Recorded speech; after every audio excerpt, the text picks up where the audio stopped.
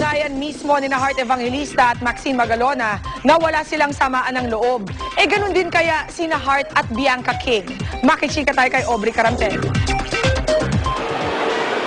Always blooming si Heart Evangelista. Ang kanyang sikreto, tamang pag-aalaga sa sarili. Hanggat maaari, umiiwas daw siya sa stress at palaging pinapamper ang kanyang sarili sa pagbisita sa mga spa at beauty clinic. Kwento ni Heart, masasabing stress-free ang buhay niya ngayon. Perfect siya. Hindi siya yung pumipik, pero everything is balanced and minsan-minsan lang mangyari talaga sa'yo na balance yung buhay mo. Kaya nga sa sobrang happy ni Heart, ayaw na rin niyang pansinin ang mga intriga. Partikular ang umano'y iringan daw nila ni Bianca King. Sinasabing miyembro ng mga babaeng tinaguri ang Ampalaya Anonymous. I don't plan to make this issue big. I don't want to talk about it.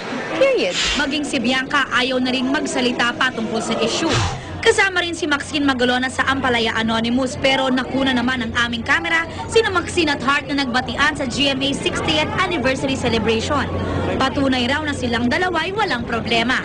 Wala talagang problema. Hindi ko talaga alam kung saan nanggaling yung chismis na yon. Kaya nga ilang beses ko ninilinaw, wala po kaming kaaway. Wala po akong kaaway. There's no bad blood between Maxine and I. We're fine.